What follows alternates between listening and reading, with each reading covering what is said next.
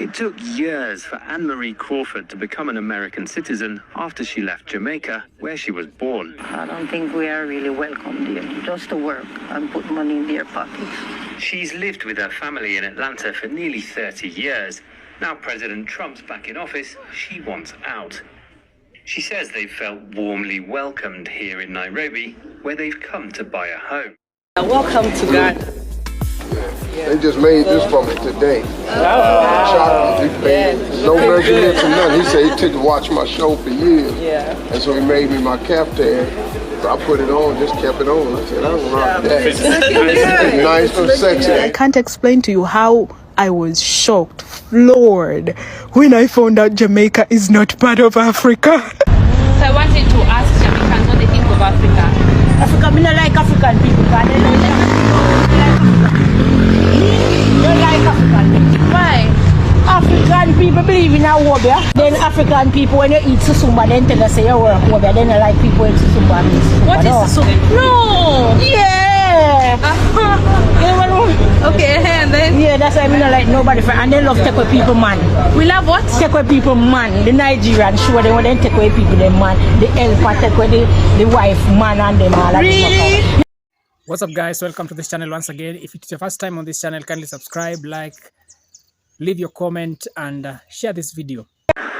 It took years for Anne-Marie Crawford to become an American citizen after she left Jamaica, where she was born. I don't think we are really welcome there, just to work and put money in their pockets. She's lived with her family in Atlanta for nearly 30 years. Now President Trump's back in office, she wants out. She says they've felt warmly welcomed here in Nairobi, where they've come to buy a home. This is a prime area. Adila Mohammed's helping her find it. It's part of a package offered by her company, Adila's Relocation Services. She says her clients are mostly Black Americans and that she's helped about 15 families move in the last year, and that more are coming. This one would be too small. You know, in America, we're used to big. Savings or pensions can go further in Kenya, where Adila says there's a better life. We can live comfortably without all the stress, without all the racism, without all the police brutality, without all of the heavy political climate. We don't need any of that. Our people just want to be at peace. Adila and her husband Lamont have told the story of their migration on YouTube and connected with a community of nearly 200 Americans, Canadians and Jamaicans who she says have mostly migrated here in the last 5 years. Marceau Narcisse from Chicago has just visited American friends living in Ghana and Nigeria. He says he'd prefer to move here for good roads, faster internet and the weather. It's very moderate, the temperature. It's not too far from the beach, which I do like. The history of the transatlantic slave trade has given West Africa appeal to some American migrants seeking their ancestral roots. Adila says anywhere in Africa can be home, but Nairobi's best. Adila and her clients say attractive apartments with gyms and swimming pools are drawing them to Kenya, but they're not only trying to escape generations of racial injustice in America, but also growing economic uncertainty. Anne-Marie's worried her home in Atlanta will lose value, so she says she wants to sell it and move here within weeks. I've been even telling co-workers before I even get here, because of what I'm seeing, and usually I said, it's time for us to all sell and go to Kenya. Let's go. Anne-Marie says she feels at peace here, and she wants to leave growing uncertainty in America for a new place to call home. Today I'll be exploring the journeys of Jamaicans and Black Americans that are making towards Africa. That is the repatriation journey.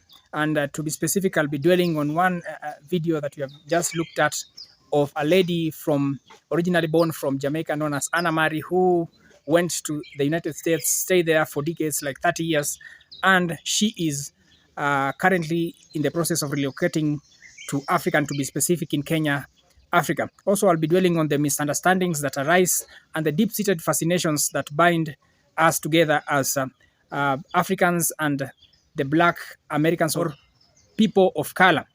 To start with, let's first look at some of the historical context of repatriation. The idea of repatriation is not new. In the early 19th century, the American Colonization Society was founded with the intent to resettle free Black Americans in Africa. That was between the year 1822 and the Civil War. Approximately 15,000 free black Americans migrated to Liberia, a country that was established for this purpose. However, many African Americans viewed this as an attempt to remove them from their homeland, seeing themselves as Americans and not Africans. Fast forward to the 20th century, and Marcus Garvey, who was a prominent Jamaican politician and an activist, he championed the idea of a united Africa for all people of African descent.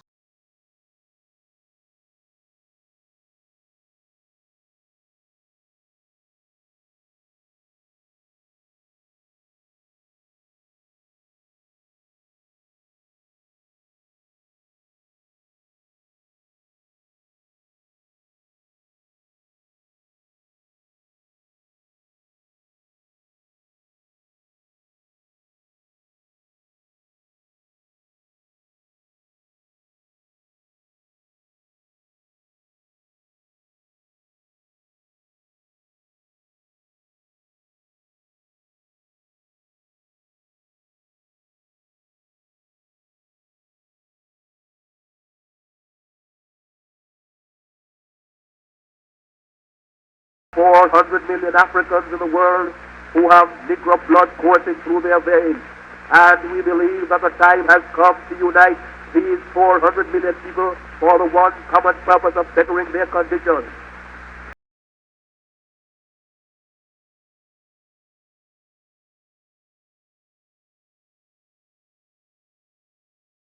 The Negro race. But within the last 4 years, the Universal Negro Improvement Association has worked wonders in bringing together in one fold 4 million organized Negroes who are scattered in all parts of the world, being in the 48 states of the American Union, all the West Indian Islands, and the countries of South and Central America and Africa. These 4 million people are working to convert the rest of the 400 million scattered all over the world, and it is for this purpose that we are asking you to join our ranks and to do the best you can to help us to bring about an emancipated race. If anything praiseworthy is to be done, it must be done through unity. And it is for that reason that the Universal Negro Improvement Association calls upon every Negro in the United States to rally to its standards. We want to unite the Negro race in this country. We want every Negro to work for one common object, that of building a nation of his own on the great continent of Africa. That all Negroes all over the world are working for the establishment of a government in Africa means that it will be realized in another few years. We want the moral and financial support of every Negro to make the dream a possibility. Already, this organization has established itself in Liberia, West Africa, and is endeavoring to do all possible to develop that Negro country to become a great industrial and commercial commonwealth. Pioneers have been sent by this organization to Liberia, and they are now laying the foundations upon which the 400 million Negroes of the world will build. If you believe that the Negro has a soul, if you believe that the Negro is a man, if you believe the Negro was endowed with the senses commonly given to other men by the Creator, then you must acknowledge that what other men have done, Negroes can do. We want to build up cities, nations, governments, industries of our own in Africa, so that we'll be able to have a chance to rise from the lowest to the highest positions in the African Commonwealth.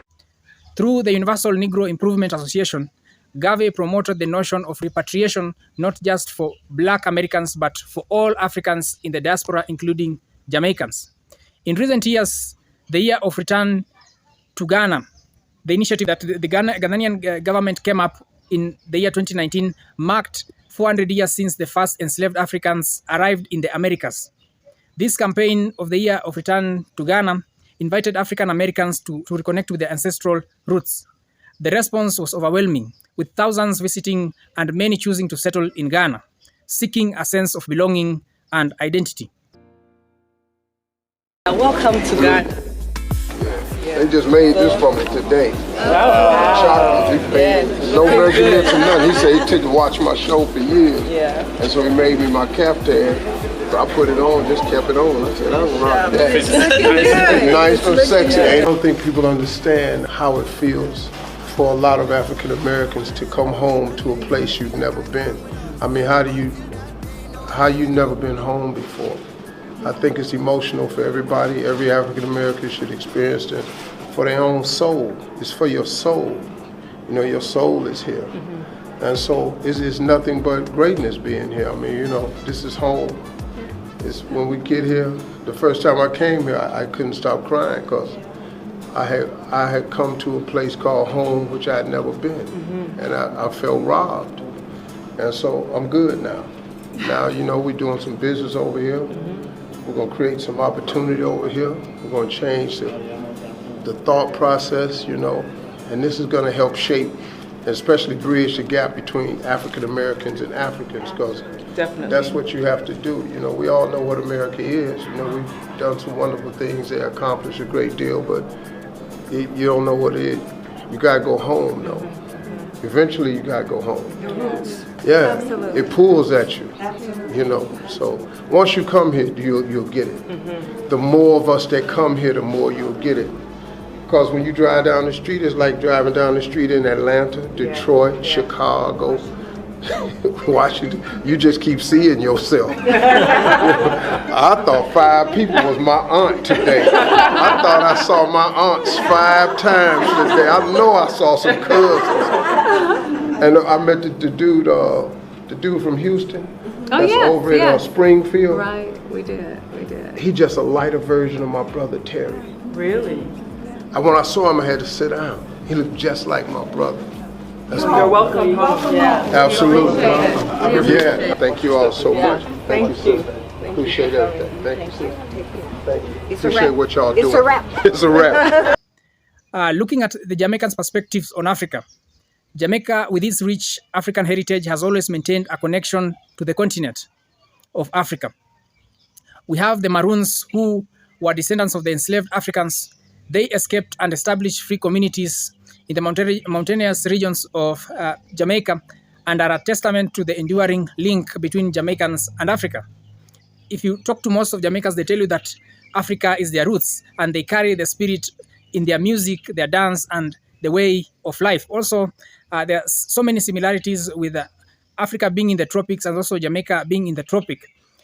You'll find that there are some plants that were carried from our ancestors, the slaves who were taken from Africa to Jamaica. Also, if you talk to Jamaicans, some will be of the idea that they want or they are eager to visit Africa to see where the ancestors came from. However, not all of them have this kind of mindset, because there are misunderstandings between Jamaicans and Africans. Despite this shared ancestry between Africa and Jamaica, there are some misunderstandings between Jamaicans and Africans. Excuse me, how are you? My name is Trudy. I'm from Africa. Africa? Yeah. So we are doing I came to visit Jamaica. So I wanted to ask Jamaicans what they think of Africa. Africa, me not like African people. They don't like African people. Why?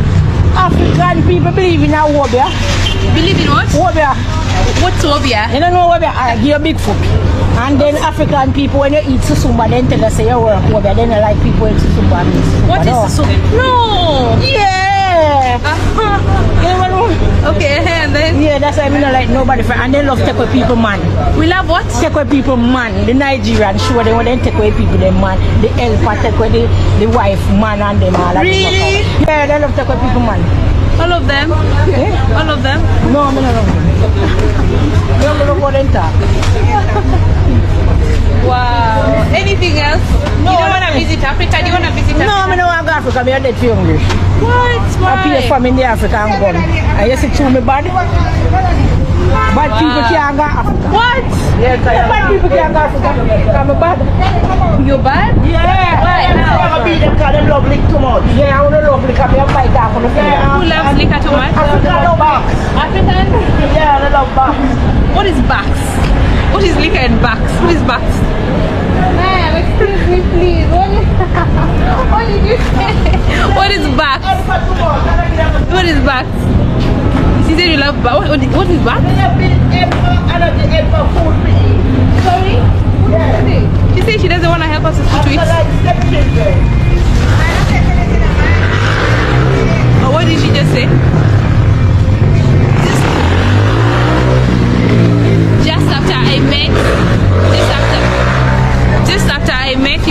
really love Africa. Like how to meet people who really don't want anything to do with Africa. That's shocking. Did I hear them correctly? Am I confused? I heard them correctly? What? What is this? Are you for reals?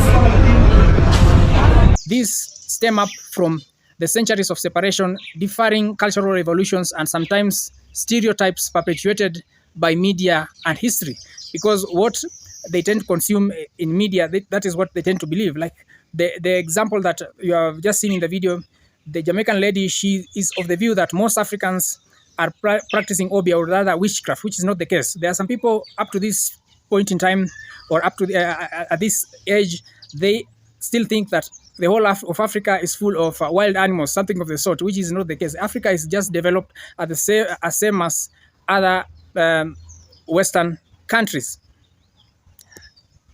If you talk to some of the Jamaicans, they'll say that Jamaicans often view themselves as distinct from Africans, influenced by their unique history and experiences. Also, Africans may perceive Jamaicans as disconnected from the continent, not realizing the deep-rooted connections that still exist. There are some Africans, a few of them, who might think that Jamaica is predominantly a black country. They don't know that in Jamaica we have Jamaicans who trace their ancestry from China, trace their ancestry from India, because out of the indentured laborers that came to work in Jamaica, they gave rise to the mulatto Jamaicans. This is because majority of Jamaicans, almost 90%, they trace their roots from Africa. And even to your surprise, a few Africans would think that Jamaica is part of Africa. One thing for sure from the videos that most of the content creators have been making of late, you have realized that there's this fascination of Africa with Jamaica. And I'm convinced that every country has at least one other country that they're obsessed with. Have you ever watched how Americans fold when they hear a British man speak with an accent? After that beans on toast scandal, I don't know about now, but let me tell you about my home countries. I'm convinced that when Ugandan boys hit puberty, they get a Jamaican accent as bonus. Buy two, get one for free type of thing. Cannot even explain to you how their voices be cracking in broken patois better than the English they're forced to speak at school. Everywhere you go, people be greeting, wagwan me brother, you don't even know a single Jamaican person. Mind you, you've never taken 5 feet past your village. How do you know that? At this point, it is a status symbol. If you can speak Jamaican patois, it's like you've unlocked a different dimension of life. If they know even a single Jamaican person, oh my gosh, it is so bad. I can't explain to you how I was shocked, floored, when I found out Jamaica is not part of Africa. Surprisingly, we don't even have a big population of Jamaicans now. Growing up, I knew maybe 1.5, because one was definitely Jamaican and the other one questionably Jamaican. I mean, just covered in Jamaican flag and had long dreads. Anyways, what's the country that your country is obsessed with, or at least you think? One reason that I can say that is, or the highest reason, is because of the support that Jamaicans show to African brothers and sisters. In the video, you have seen the lady, our sister from Uganda, how she's talking about how they are obsessed with Jamaicans, and looking at the way people grow and their speech, you might think that there's some countries like Ghana, Nigeria, and a country like Uganda, if they speak, you might think if you are from the Caribbean, you will think maybe they are Caribbeans here in Africa. Many Africans have a fascination with Jamaica, the island music, particularly reggae. Its history of resistance and its cultural vibrancy resonate deeply across the continent. We need to bridge the gap, and it's good that the videos that most of the content creators have been making is making effort. The Year of Return in Ghana, Benin has also joined forces, welcoming African Americans or people of African decency who are in the West, visa-free, to come and invest in Africa. Also, our country is also welcoming people to repatriate and invest here visa free. Efforts are underway to bridge the gap between Jamaicans and Africans. Cultural exchanges, educational programs, and collaborative projects are fostering understanding and unity. By sharing our stories, our music, and our traditions, we can build a stronger bond. It's about recognizing our shared history and working together for a better future. The journey of repatriation is not just about returning to Africa physically or a physical place per se. It's about reconnecting with a shared history, understanding our differences, and celebrating our common humanity. Jamaicans and Africans, though separate by oceans and time, are bound by a legacy that transcends borders. Together, they are forging a path towards unity, understanding, and mutual respect. Thank you so much for staying tuned to this channel. If you have not subscribed, kindly hit the subscription button, like this video, comment, and share this video. Until next time, God bless.